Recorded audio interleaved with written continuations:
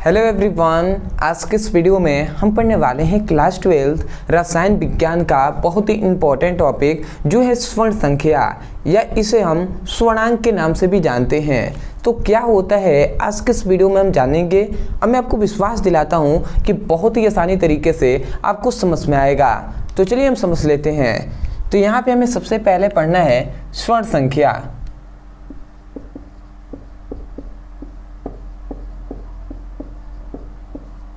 या इसे हम स्वर्णांक के नाम से भी जानते हैं। तो ये नाम को आपको याद रखना है। कभी कभी एग्जाम में आपसे स्वर्ण संख्या को परिभाषित कीजिए, इस प्रकार क्वेश्चन पूछा जाता है, या कभी कभी स्वर्णांक को परिभाषित कीजिए, इस प्रकार क्वेश्चन आपसे पूछा जाता है। ये आपसे 3 नंबर में पूछ लिया जाता है। तो 3 नंबर बहुत है भैया, तो ये इंपॉर्टेंट हम कह सकते हैं। ठीक है, तो इसको आपको याद रखना है। अब यदि परिभाषित करें तो सबसे पहले तो इसका हमें परिभाषा याद करना है। तो परिभाषा तो हम बता देंगे, बट परिभाषा हम चाहते हैं कि आपको इसी वीडियो में याद हो जाए। यदि आप यहाँ पे समय दे रहे हो तो केवल आपको परिभाषा के लिए यहाँ पे जो समझा रहे हैं उसको ध्यान से समझिएगा। यहाँ पे मैं 3 चीज़ें ले रहा हूँ। सबसे पहले एक ले रहा हूँ विद्युत अपघट्य। ठीक है जी, यहाँ पे हमने एक चीज़ लिया है जो है विद्युत अपघट्य। एक और हम ले रहे हैं यहाँ पे जो है द्रव विरोधी कोलाइड। ठीक है, 2 हमने चीज़ें ले ली हैं यहाँ पे। पहला लिया है विद्युत अपघट्य, एक लिया है द्रव विरोधी कोलाइड। अब यहाँ पे एक बात याद रखेंगे कि देखिए, जो द्रव विरोधी कोलाइड है, ये कितना है भैया? 10 ml है। ठीक है, आइए विद्युत अपघट्य है, ये 1 ml है। यहाँ पे ऐसा हम मान रहे हैं कि यहाँ पे हमने 10 ml द्रव विरोधी कोलाइड लिया है और यहाँ पे विद्युत अपघट्य 1 ml को लिया है। अब क्या होता है कि द्रव विरोधी कोलाइड में जैसे ही हमने द्रव विरोधी 10 ml द्रव विरोधी कोलाइड है, इसमें जैसे ही हम 1 ml विद्युत अपघट्य को मिलाते हैं, जैसे ही मिलाते हैं तो द्रव विरोधी कोलाइड का अस्कंदन हो जाता है। अस्कंदन हो जाता है। ठीक है, इस बात को आपको नाम को याद रखना है। यहाँ पे हमने क्या कहा? द्रव विरोधी कोलाइड का अस्कंदन हो जाता है। अब आप कहेंगे भैया कि अस्कंदन क्या होता है, द्रव विरोधी कोलाइड क्या होता है, विद्युत अपघट्य क्या होता है? तो ये सभी टॉपिक हमने पढ़ा दिया है पीछे ही। इसीलिए हम कहते हैं हमेशा कि आपको प्लेलिस्ट के अनुसार पढ़ाई करना चाहिए। ठीक है, अदरवाइज यदि आपको नहीं पता है तो हम बताएंगे कि प्लेलिस्ट के अनुसार कैसे आप पढ़ाई कर सकते हैं। और इन सभी टॉपिक को पढ़ना है तो केवल लिखिए, जैसे मान लेते हैं द्रव विरोधी कोलाइड पढ़ना है तो आप यूट्यूब पर लिखिएगा द्रव विरोधी कोलाइड ब्रदर सर, इतना लिख कर सर्च करेंगे ना, तुरंत आपको हमारी वीडियो मिल जाएगी, तो वहाँ से उसको अच्छे से पढ़ सकते हैं। परंतु यहाँ पे अस्कंदन एक नाम आया है, इसको बताना जरूरी है, क्योंकि ये नहीं समझेंगे तो आप समझ नहीं पाएंगे। तो हमने केवल यही कहा कि द्रव विरोधी कोलाइड में विद्युत अपघट्य को मिलाया तो इसका द्रव विरोधी कोलाइड का अस्कंदन हो जाता है। अस्कंदन मतलब होता है थक्का बनना।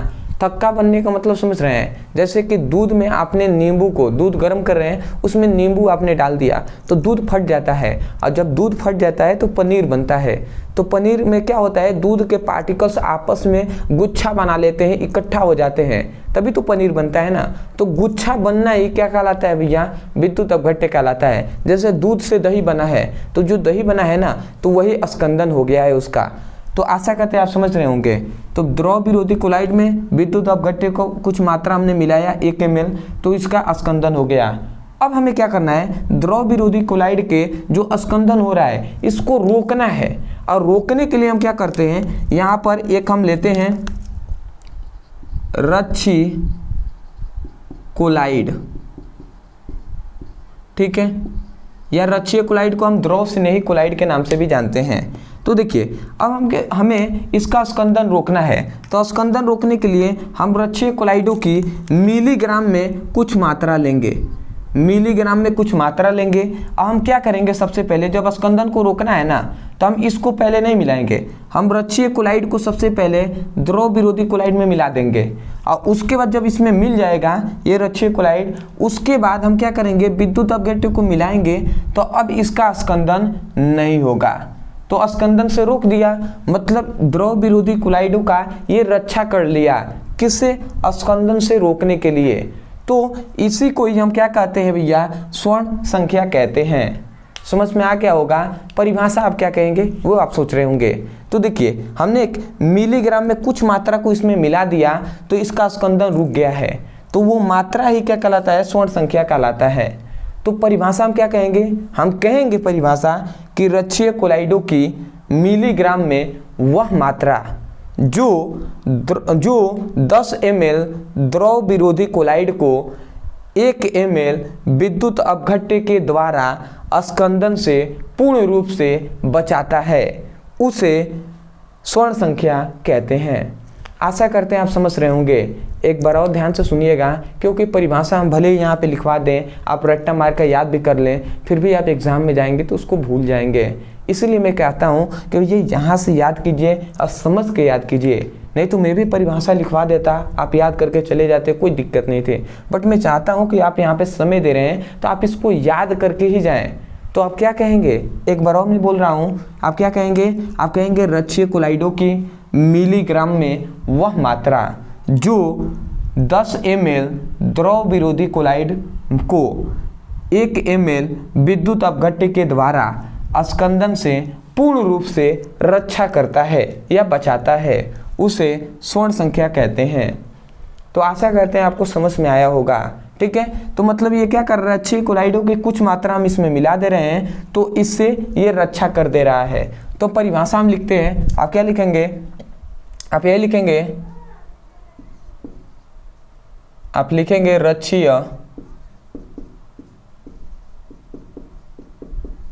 कोलाइडों की मिलीग्राम में वह मात्रा जो 10 ml द्रव विरोधी कोलाइड को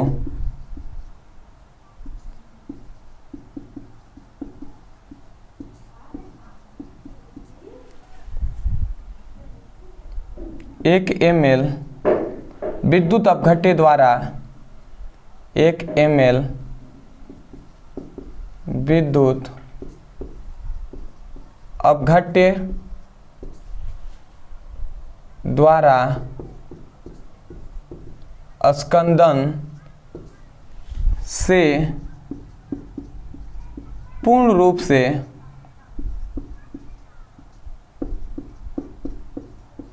रक्षा करता है,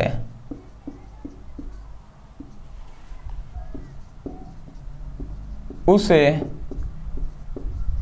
स्वर्ण संख्या